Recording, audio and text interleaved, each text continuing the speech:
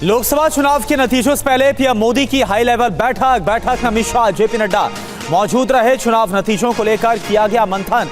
PM आवास पर करीब 2 घंटे तक बैठक चली। लोकसभा चुनाव के नतीजों से पहले पीएम मोदी ने एक हाई लेवल बैठक की। पीएम आवास पर करीब 2 घंटे चली इस बैठक में गृह मंत्री अमित शाह और बीजेपी अध्यक्ष जेपी नड्डा भी शामिल हुए।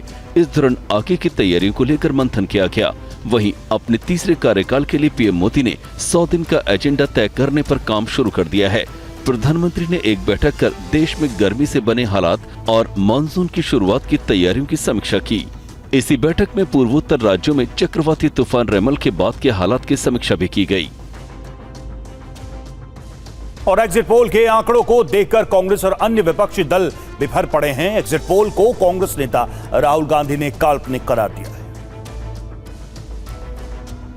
एग्जिट पोल के आंकड़ों में तीसरी बार मोदी सरकार बनते देख विपक्षी दलों के नेता काफी खफा हैं।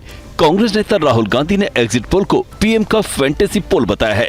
वहीं राहुल गांधी ने यह भी दावा कर दिया कि इंडिया गठबंधन की कितनी सीटें आने वाली हैं।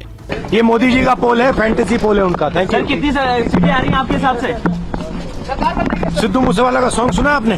295। कांग्रेस के सीनियर नेता जयराम रमेश ने भी एग्जिट पोल पर सवाल उठाया। TV9 भारतवर्ष से खास बातचीत में जयराम रमेश ने इंडिया गठबंधन को 295 सीटें मिलने का दावा किया। हर राज्य में जो राजनीतिक स्थिति है, चुनाव के पहले, चुनाव के बाद, उस पर बातचीत हुई, विश्लेषण हुआ। मजबूत सीटों पर, कमज़ोर सीटों पर, जहां हम लड़ाई में हैं उन सीटों पर। और 2 घंटे के बातचीत के बाद सभी लोगों ने इस एक सामूहिक नतीजे पर वो पहुंचे कि इंडिया गठबंधन को 295 सीटों से कम मिलना बिल्कुल असंभव है। उधर बीजेपी ने एग्जिट पोल पर सवाल उठाने को लेकर कांग्रेस नेताओं से ही सवाल पूछा।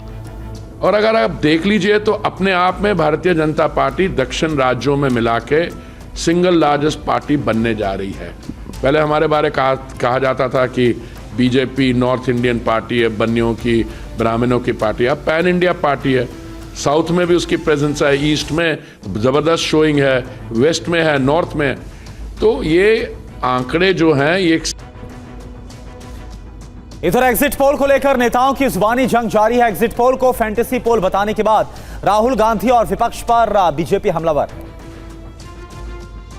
ये दोनों अपने को तिस्मार खां बुझ रहे थे, राहुल गांधी और तेजस्वी, और शब्दों का प्रयोग, अंदाज, वो खटाखट फटाफट, अब खटाखट और फटाफट कहां बाहर निकल गए।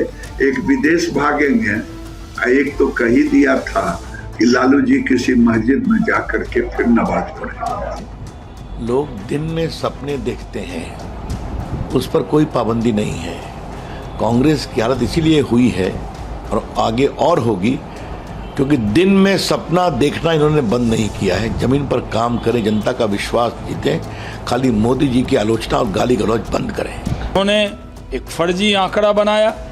उनको मालूम था कि एग्जिट पोल आने वाला है, उसमें बीजेपी की बढ़त हो जाएगी, तो उन्होंने 295 का एक फर्जी आंकड़ा रख दिया जिसका कोई आधार नहीं है। अगर आंकड़ा रखना तो 297 बोल देते, 299 बोल देते।